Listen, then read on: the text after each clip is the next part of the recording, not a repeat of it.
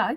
So today I'm going to be doing a little horror story, and this is not a horror story in the way that you might think. So we're going to be getting unready together, and whilst we're getting unready, I'm just going to be explaining how I got attacked by a dog pretty much on my 16th birthday. So it's going to be a journey. If you didn't realise, I have these little scars on my lip. You kind of realise it once you like look at my face. Like, if you look at me at first glance, you would not realise, but obviously if you know me or anything like that, you would have realised it. Especially when I talk, because obviously it stretches out my lips. So if I go like this, you can see the main scars there. I've got one there, and I had a couple little other ones, which I think have really gone down to the point where, obviously, you can no longer see them. I had sixth form taster day on the 12th of November. 2021, so this was quite a while ago now. On the 22nd of the October before, we got a dog from a rescue centre. So a lot of the dogs there were from like Welsh pounds, had been like shipped over, taken over, however they get here. A lot of them were from Welsh pounds, so a lot of them have been like abused, beaten, all of the above, like anything like really traumatic. So a lot of them have got quite bad trauma. So obviously a lot of them weren't allowed around children, but at the time there were only 3 of us, and my sister would have been like 11, my brother was 13, and I was 15, just about to turn 16. So there wasn't like, we weren't really young, but we got a beagle called Pommy. So we had him for like 3 weeks. On the 12th of November, he decided to bite me. So I think I kissed him on the head, and he must have just felt very claustrophobic. Obviously I was just showing that I love him, and he thought no. So I did not realise that I was bleeding or anything at the beginning. He seemed okay for the first few weeks that we had him. He occasionally snapped like a couple of times, and we thought, okay, that's like relatively normal, because obviously we just got him from a rescue, and he also had previously been from a pound, so we don't know the full ins and outs of what he's been through. It seemed okay at the time, but no, time went on obviously, and he snapped a couple of times, but then he snapped at me.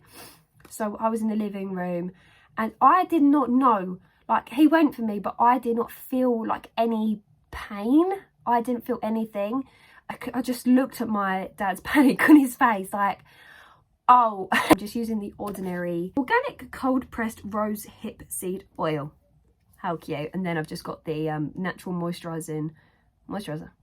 There you go. So I'm using these 2 products. I've gone to the bathroom, looked at myself, and I thought, what the actual fuck? There was a chunk, and I genuinely thought, that's not recovering. I'm not getting that chunk on my lip back. Obviously it's closed up, and it closed up really well, but I genuinely, when I saw that, I was crying. And then my dad took me to A&E because I was in shock. I was not in pain. But the whole car ride to A&E, I was just crying, because I was like, my lip's not gonna go back together.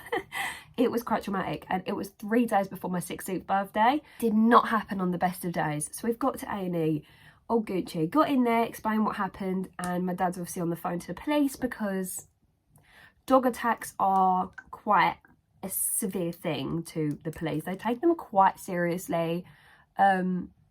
I feel like that's kind of expected. Oh my god! Because he was a beagle, there didn't have to be any like take him at the home or anything. It was completely up to us. So we decided that it would, like, well, my parents decided that we were going to get rid of him, because obviously if that ever happens again, it's kind of something that you can't predict. Like, just kissing your dog on the head or like on their face isn't something that you can just avoid when you have kids. Like, I feel like my sister and my brother would have done it again at some point, and it could have gone even worse. Decided that he would be a lot better in a different home, so I think we sent him back to the same place. Yeah, we did. I was in A&E. I was in there for maybe an hour or 2 before they gave me paracetamol, and they gave me liquid paracetamol because I'm an absolute baby. I was in there for a total of like 5 to 6 hours. We got there like dinner time, so 5, 6, and left at like 11, 12. So we were there a while. After all of that jazz, they gave me antibiotics. They didn't clean it out or anything, which personally I think they should have, because I get that they gave me antibiotics, but it would have been useful if they like checked it out and cleaned it out a little bit. But no, none of that. I feel like that would have been a bit traumatic though. But no, they didn't clean it out at all. I've been waiting here 5 hours. You could have done a lot more with that. But no, it's weird. You don't expect things to happen like that until they happen to you. And then once they happen to you, you're like, wow, that actually does happen to people. Like, it was kind of traumatic. And it's like, I wasn't in pain. I was just crying. And I went to the toilet a couple of times, obviously, whilst I was in A&E, because it was 5 hours we were there. And yeah, it was just funny because, like, my lip was fully open. I remember sending pictures to people and they were like, what has gone on with your face? And I was like, yeah, long story. But no, we had sixth form day that day. And then luckily that was on a Friday. So, but on the weekend, my lip was swollen as hell. Really was. I think it was 2 to 2.5 weeks that the scab came off. And it looked pretty much like this. Like, it's looked like this for the last 2 years.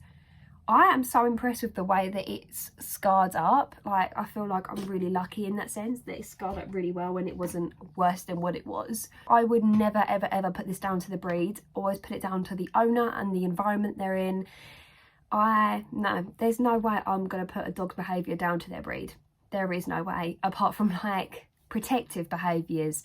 Playful, loud, that can happen with a little fucking dog. He was quite fat, but he was obviously not a stereotypically aggressive dog. That's why they literally said, you don't have to give him away or take him back or whatever, or put him down, whatever the options were.